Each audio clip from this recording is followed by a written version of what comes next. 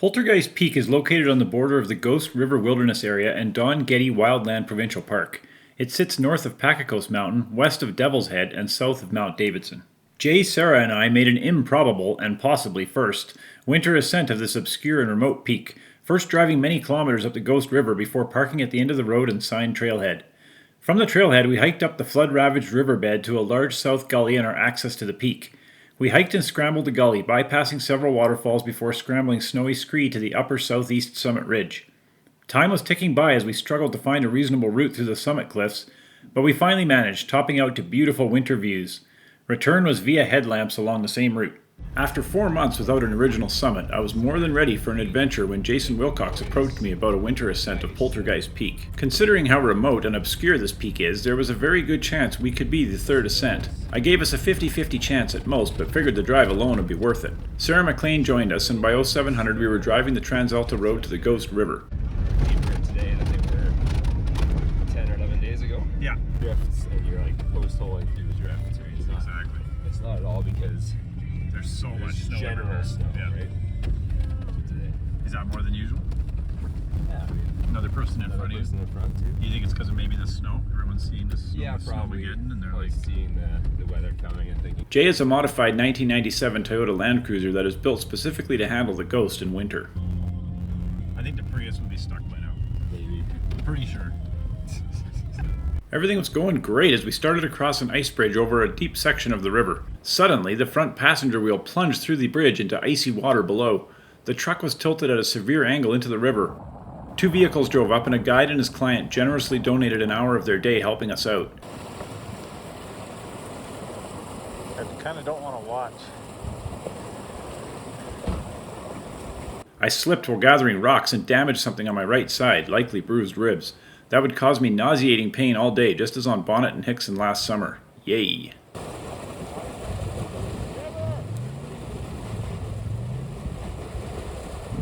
We threw rocks in the river under the front passenger side wheel, and after a few back and forths and tow assists, Jay was ready to try turning into the river and simply drive out. Thank goodness that worked.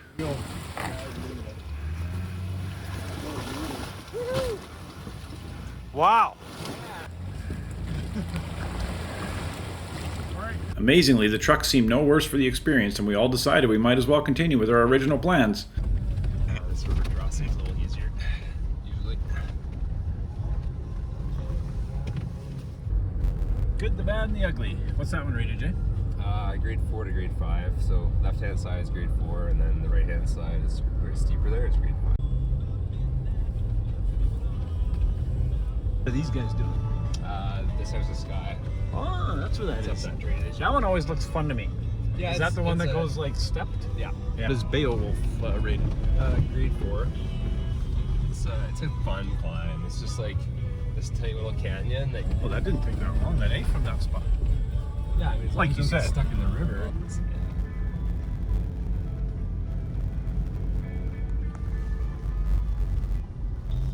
After parking at marker 50 and a sign indicating the Ghost Wilderness boundary, we donned our packs and set off up the trail, which quickly became the flood-ravaged Ghost River Flats.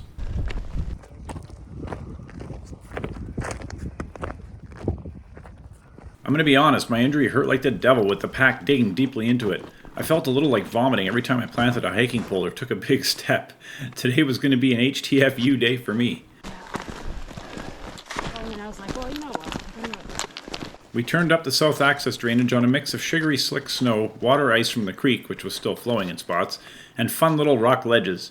It didn't take long for the drainage to become more of a canyon, and our navigation to get a little more creative.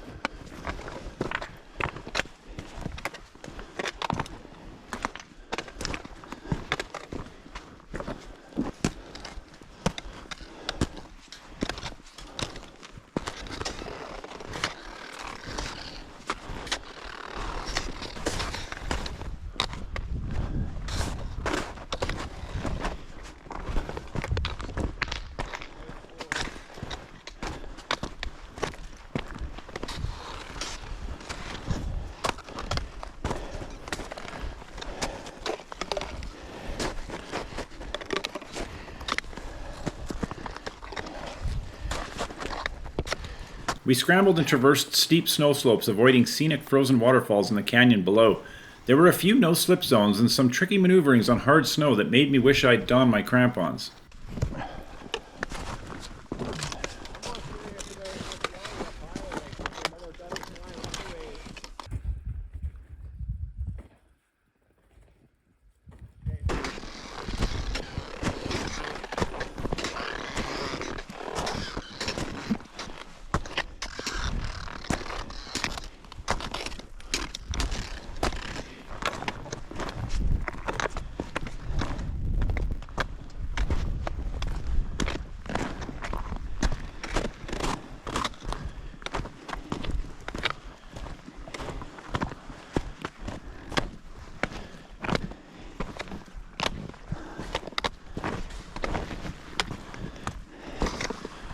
Wow, eh? Huh. Pretty cool little spot.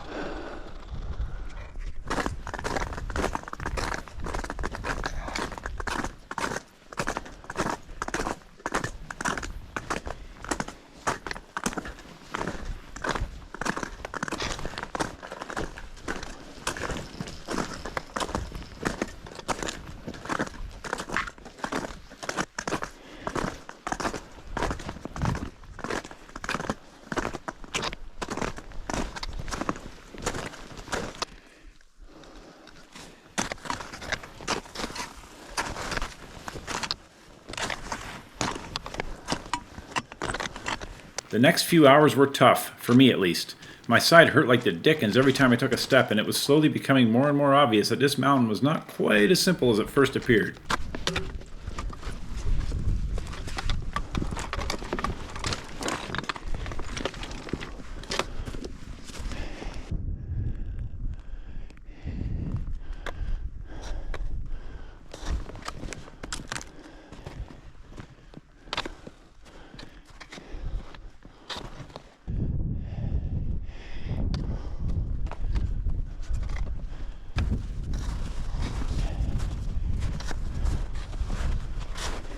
Okay.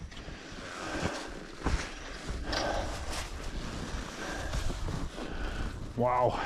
Look at that.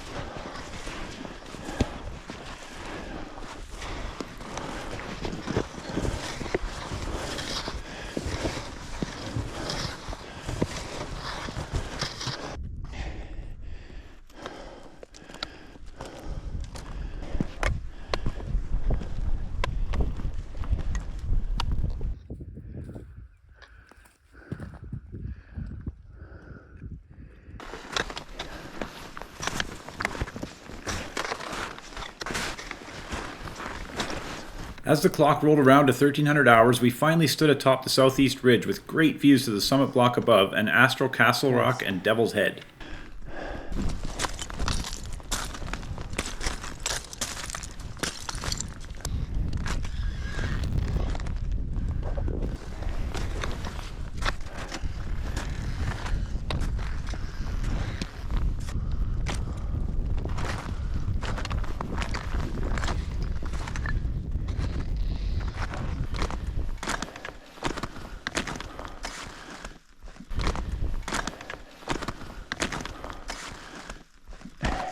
It was around 1330 when Jay first tried the shallow groove directly up the lower summit block above the southeast ridge.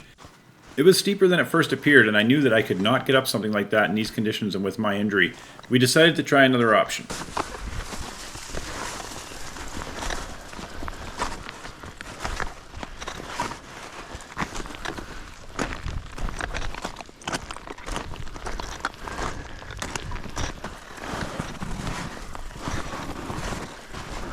The second option was also a no-go. JW ended up on some fairly exposed terrain, and again, there was no guarantees anything above it would go.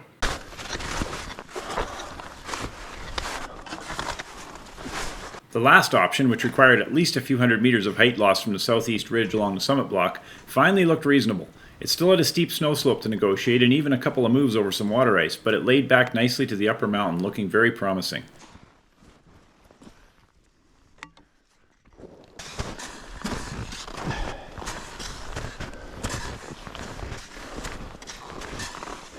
The rest of the ascent took longer than expected. There always seemed to be more mountain above us.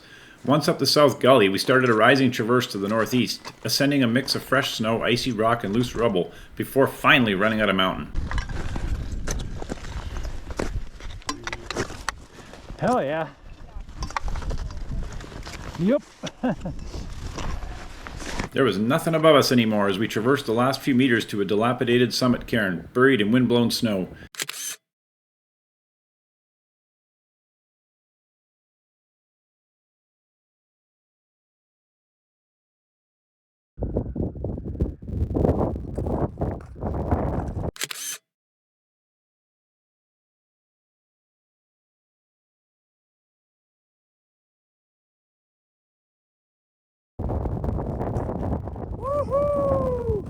Yeah, baby!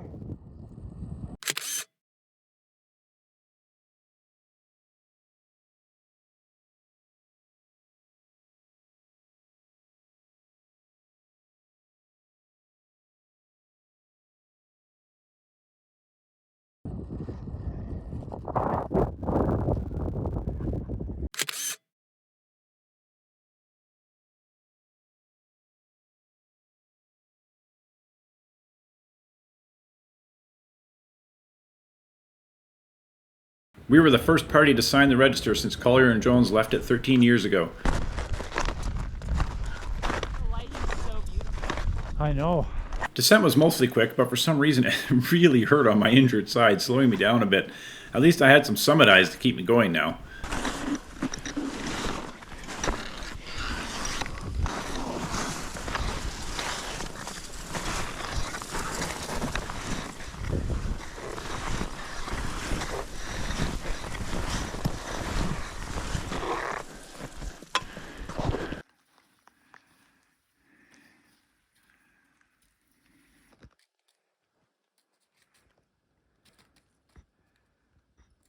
As light continued to fade, we made our way back up along the summit block cliffs to join our approach line along the southeast ridge.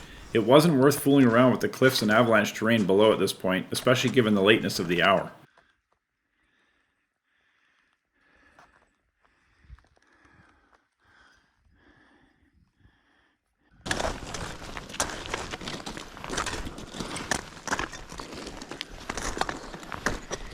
I'm not gonna lie, I was feeling a wee bit spent as we finally topped back out on the southeast ridge and began the tedious descent on frozen rubble.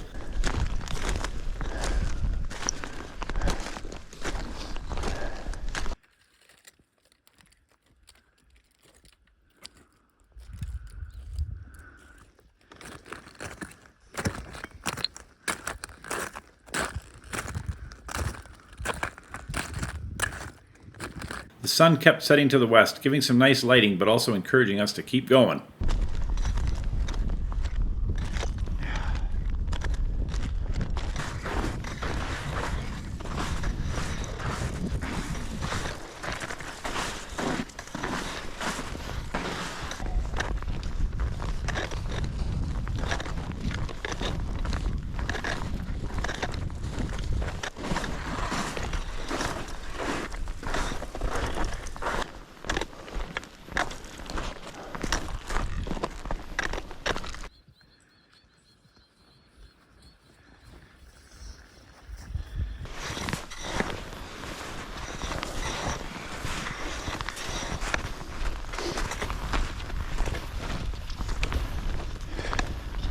After a very steep descent back into the drainage, it felt much steeper than we remembered. We put on headlamps and continued our exit. The traverses were a bit spicy in the dark, and I was happy to have my pawns on for them as I stared into the inky darkness below. Finally, we were done with any difficulties and ambled our way back out of the drainage, silent in the complete darkness other than the narrow beams of our headlamps and the twinkling of stars high above.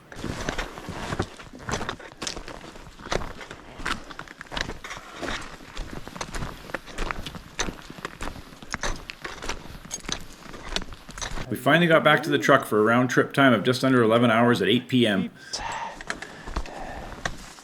Hell yeah. Holy moly. Keep the trail back in. Depends how bad it is.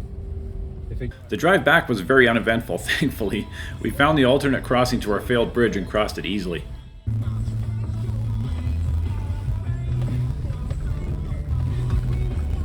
Thanks to Jay and Sara for putting up with a less than 100% me, and thanks to Jay for toughing it out of a nasty little situation in the river. Many folks would have called it a day at that point, but that's not the way he's wired. This was a great suggestion for a dry-ish winter ascent, and I'm glad that I was part of it.